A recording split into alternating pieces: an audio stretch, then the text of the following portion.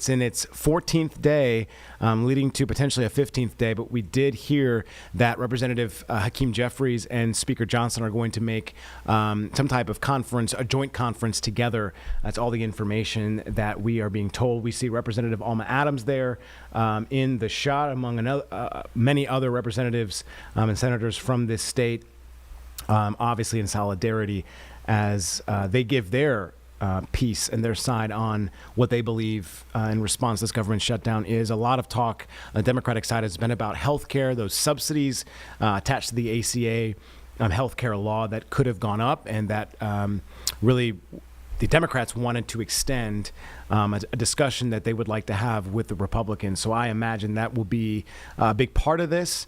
And Republicans have been discussing that there's been numerous things they would like to see on their side as well. So we'll go to this as this is happening live right now. Thank you so much for joining us this afternoon, and to everyone who's come out to make a noise. Yeah! We've got to get people's attention. Personally, I can tell you, my husband's a federal worker, so I work with the party because of reasons like this. Right now, he is not getting a paycheck. So like so many people watching the stream, watching live, I understand your pain, but I also understand why we are trying to do something. Right now, I'm going to bring out our fearless leader of the Mecklenburg County Dems, Wesley Harris, to come out and give you a message. Thank you, Wesley. Thank you so much, Amanda. Thank you for the North Carolina Democratic Party for helping organize this. My name is Wesley Harris. I'm the chair of the Mecklenburg County Democratic Party, and want to thank everybody for coming out today, particularly our elected officials from our State General Assembly. We have Representative Julie Greenfield, State Senator Joyce Waddell, Representative Mary Belk, Representative Becky Carney, and Representative Carolyn Logan.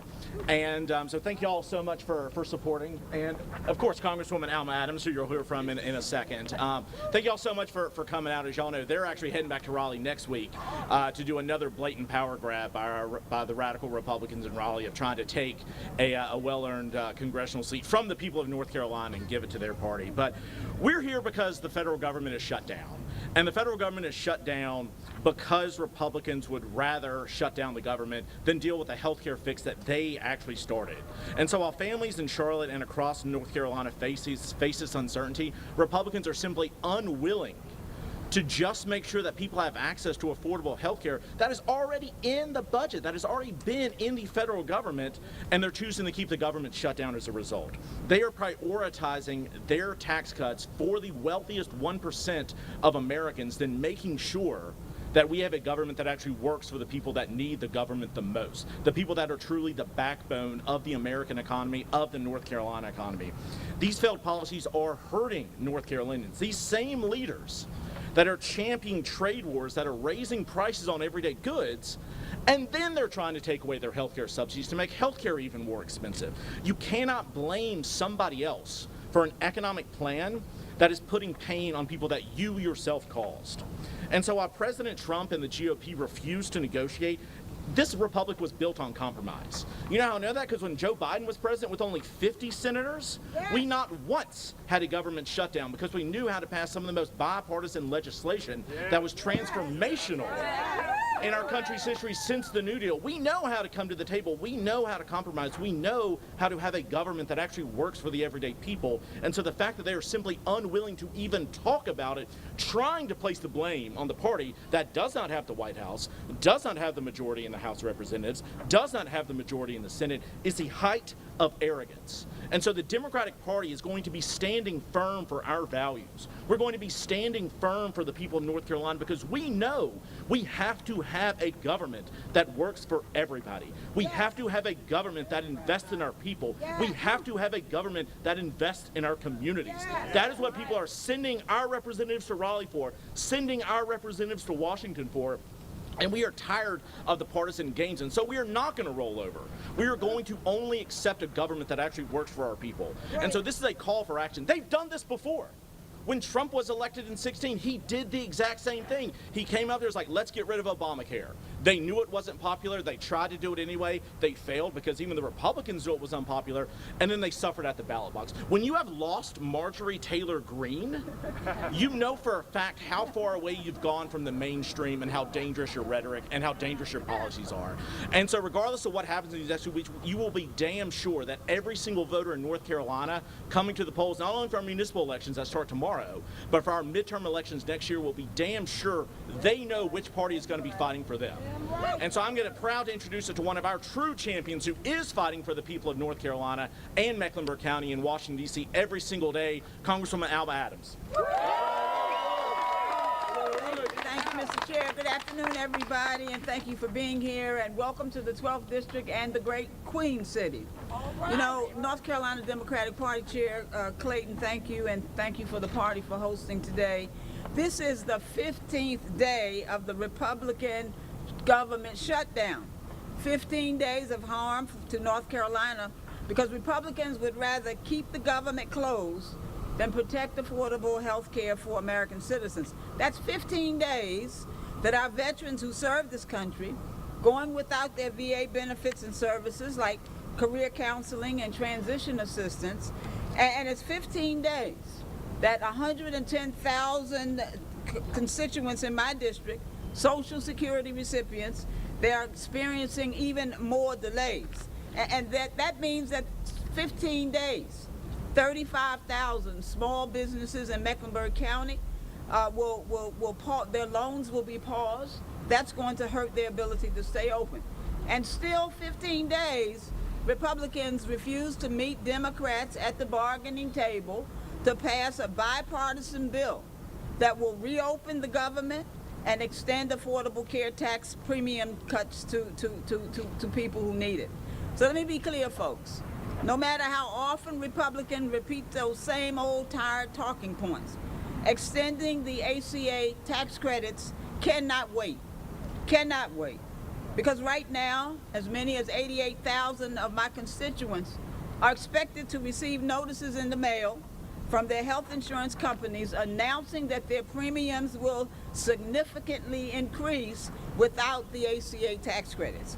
And so for a family of 4 in my district who may earn $64,000 a year, it would mean a 223% increase in their health insurance premiums. That's $2,500 more a year. They can't afford it. And then 22,000. More than 22,000, about 25% of the residents here in the 12th District, these price increases will cause them to be uninsured and they won't be able to get health insurance. And so the ACA tax credit program, it's not just cost saving, it's life saving. It's life saving. And so, you know, just a moment ago, the USDA has told states like North Carolina not to submit November SNAP benefits, stripping SNAP and WIC access away from our most vulnerable families, children, mothers. They have no excuses or no issues keeping American citizens sick and hungry. And so, well, we look at nearly 7,000 federal employees in my district. They're going to go without pay. Speaker Johnson and House Republicans have decided to keep staying on paid vacation and not to come to work. And they ought to feel ashamed about that.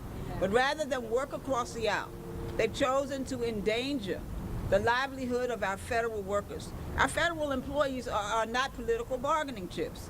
And I'm grateful to see organizations like AFL-CIO already filing lawsuits to stop these unprecedented mass firings. And I know that while they fight in court, we're going to be fighting right out here, boots on the ground, and we're going to be fighting in the halls of Congress. And so Republicans may have abandoned our federal workers and North Carolinians and the American people, but we will never. And while they refuse to do their jobs, it seems to me like the Republicans in the General Assembly, and I'm thankful for the good Democrat Republicans who are here, that those in the General Assembly, the Republicans, they're taking a page out of the same damn playbook. Because North Carolina still doesn't have a budget. Medicaid is still underfunded. North Carolina teachers and lawmakers are still, law enforcement officers are still not paid what they deserve. So instead of addressing those issues, they are returning to Raleigh next week, as you've heard, to shamelessly steal another congressional seat or maybe more for Donald Trump. Republicans are, shame. They're afraid of losing, so they're cheating, making it so the president, not North Carolina voters, will choose who represents our state in Washington. Republicans are picking their constituents rather than constituents picking them. But let me just remind them, damn it, Republicans, you don't work for Donald Trump. You work for the people of North Carolina.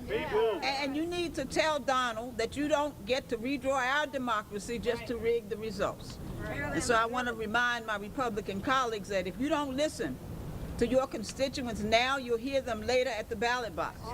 So listen, this fight is not about lines on a map, it's about lives. It's about schools, it's about jobs, it's about people, it's about justice. Simply put, it's about who gets to decide what North Carolina looks like.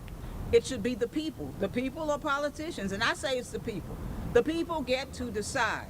Ladies and gentlemen, that's what democracy looks like. And there's a simple solution to all of this. Republicans need to start putting people over politics. Mike Johnson, it's time for you to get your ass and Republicans back to Washington to work together in good faith with Democrats to craft this bipartisan bill that will serve everyone. It's time for North Carolina Republicans to listen to the needs of their constituents over the rambling tweets that come out of 1600 Pennsylvania Avenue. North Carolina Democrats at all levels of government are putting North Carolina first. And so I invite Republicans to join us in doing just that. Thank you all for being here. I want to introduce Representative Terry Brown.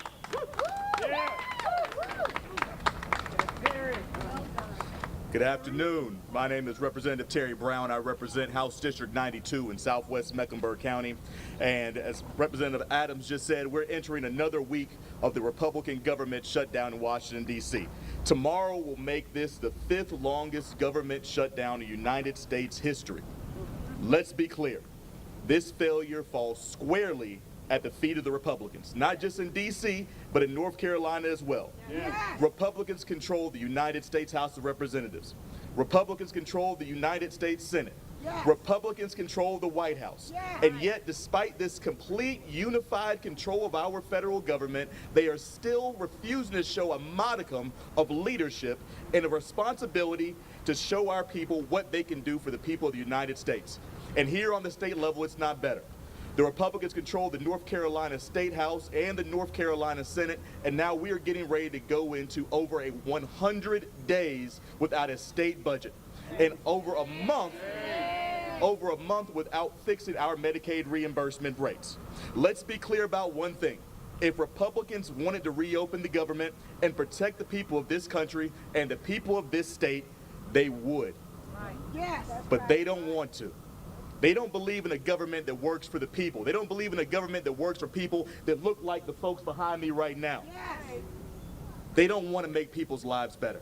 They would rather burn the government down and watch the ashes fall on the everyday American citizen. Over this summer, the president's one big horrible bill began the process of ripping away Medicaid from hundreds of thousands of North Carolinians. And last month at the end of our General Assembly session, the General Assembly failed to properly fund Medicaid, leaving a gap of over $300 million, triggering rate cuts to providers and service cuts to patients across the state. That's not just numbers. It's not just dollars and cents. It's people's lives. Mental health in North Carolina just got an 8% Medicaid decrease, and wait lists are growing every single day. These wait lists affect families. They affect homes. They affect people's ability to make a living and take care of their children. People can't see the doctors that they need. Diagnoses are going missed, and long-term health consequences are growing every single day. The Republicans don't care.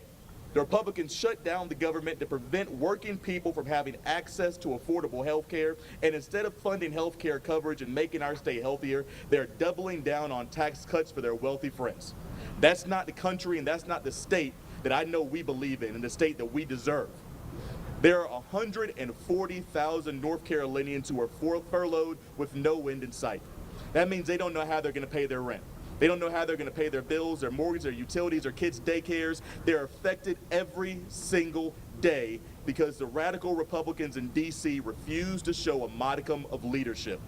Food pantries across Mecklenburg County today are seeing a rapid number of veterans and their families coming to take advantage of their services, and they're already having to make the difficult decisions on how they're going to portion out food for the remainder of the year. That is a real effect.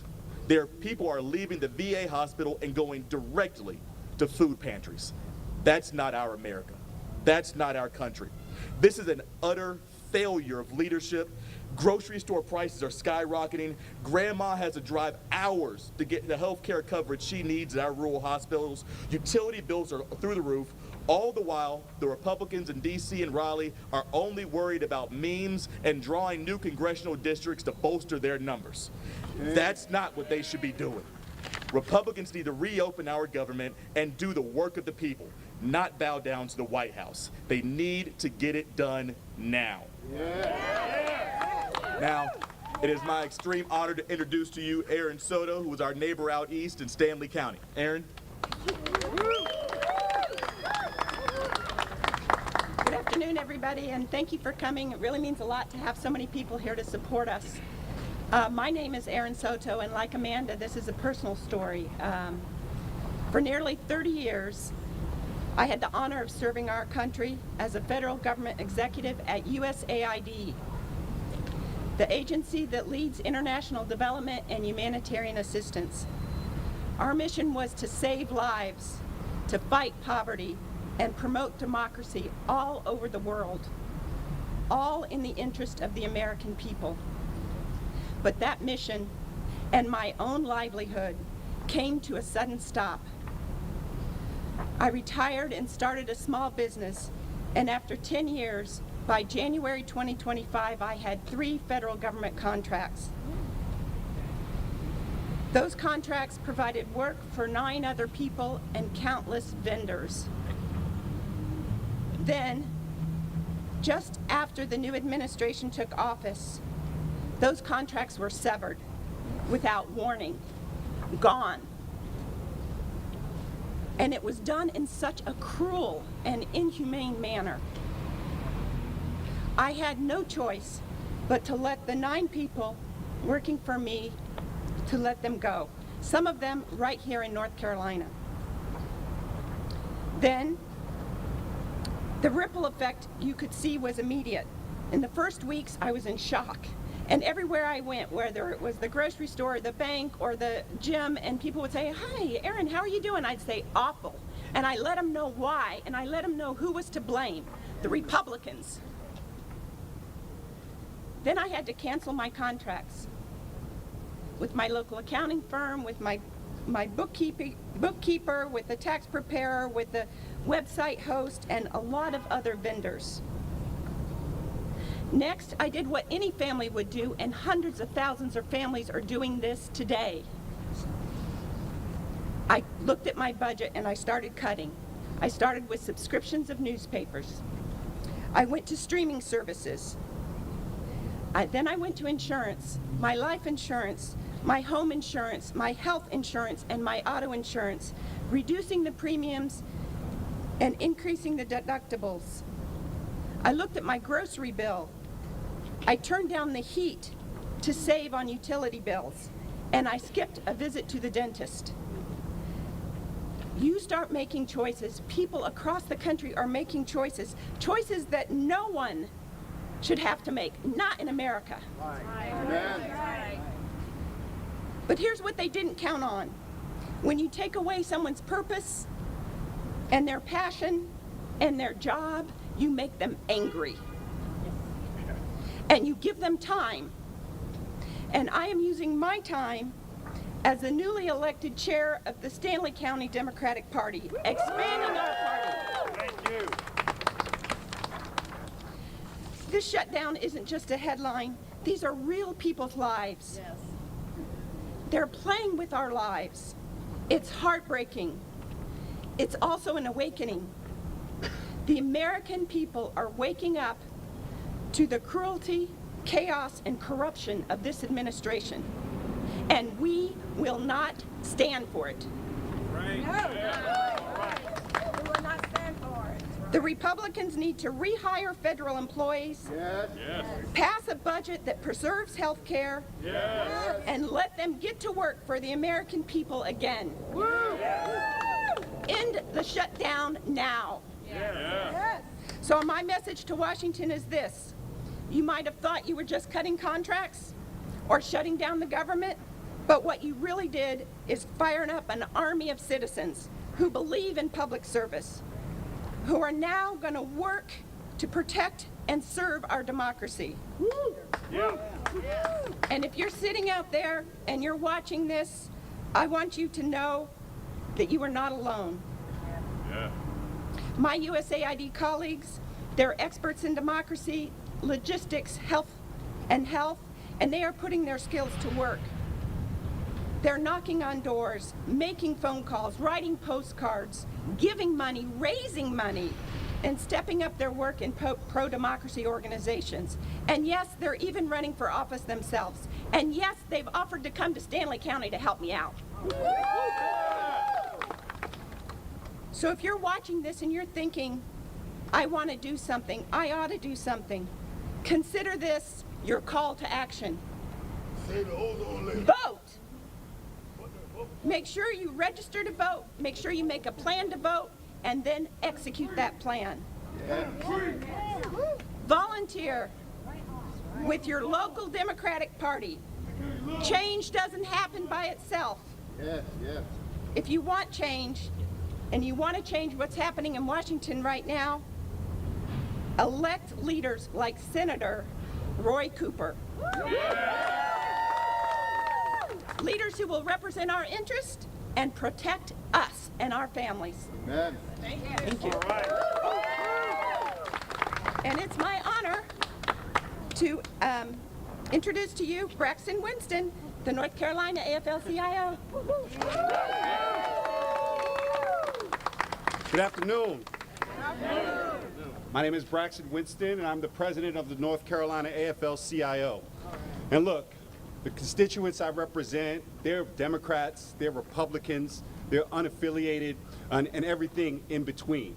So when this shutdown happened, I went to my members. A large part of my membership are federal workers who are represented by unions like AFGE, who are fighting, who are leading the fight against the Trump White House's war on American workers. And I went to them and I asked them, how can I stand up for you? This is a dangerous time for you all. I want to know how I can be the best advocate for you, and your families, and your jobs. And the advice that they gave me was clear. Tell the Democrats to stand strong. Tell Congress to get to work, put the American worker first, fund the government, and fix this health care crisis. Right now, there are tens of thousands of North Carolina workers who are either not at work or are at work without a paycheck. That is shame. That is shameful. These are workers who are protecting our waters, protecting our airs, inspecting our food to ensure the safety of our families day in and day out.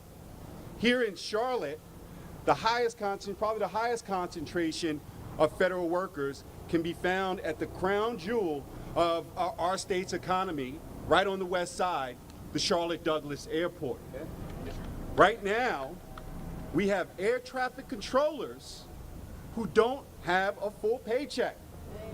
We have air traffic controllers, and we all know how difficult and how integral of a job that is for all of our safety, who are worried that their mortgage won't be paid, that their kids' school won't be paid, that they aren't able to handle the responsibilities of everyday life, and that they will be held accountable for if those bills don't get paid.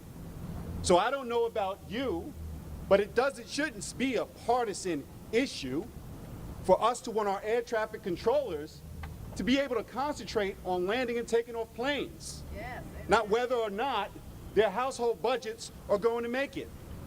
I talked to my representatives who represent TSA agents through, via AFGE.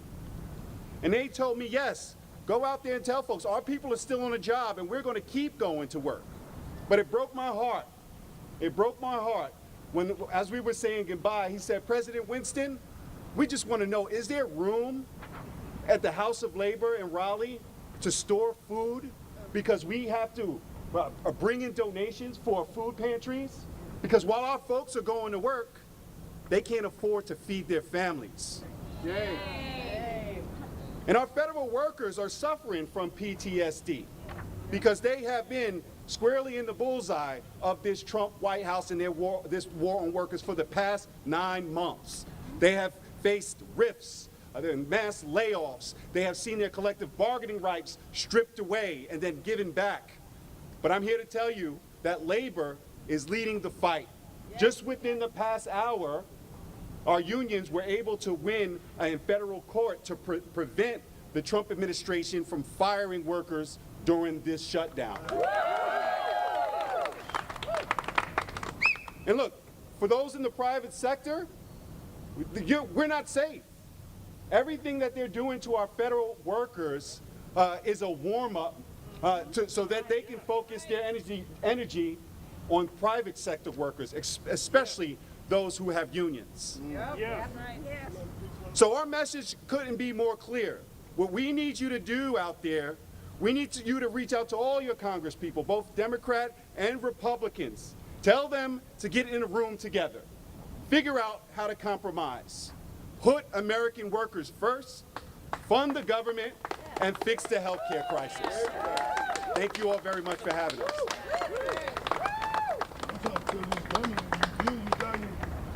All right, I want to thank all of our speakers for coming out today. I want to give a couple other shout outs. Kimberly Owens, who's running for City Council District 6, which again, voting starts tomorrow, so come on out and vote. And so we're happy to open it up to any questions. So yeah, whatever y'all got. Questions, reporters? Yeah. Maybe you're with, sorry. Yes, Mary Ramsey with the Charlotte Observer. Just curious for any of the elected officials that are here, are there any specific concerns that you're hearing from constituents who have been directly impacted in the first 15 days of the shutdown? Farmers. Healthcare workers and those with child care workers. Yeah, healthcare workers and those with small childs. Again, most of our, government employees are not the most well-paid people in the economy, and so a lot of them are working paycheck to paycheck, and so just missing one paycheck is a huge strain on most household budgets. Missing 2-3 paychecks, that can change the whole ball game, and so it is something that's going to ripple down to every single layer of not only our employees and our government, public servants. They're called public servants for a reason, but our entire economy as a whole. Farmers, remember, Nancy, it's farmers. #1 industry in North Carolina. They're hit, their markets are gone, fertilizer's up, all the costs are up, and the sales are down, and they're failing. Absolutely. We have families with children with disabilities.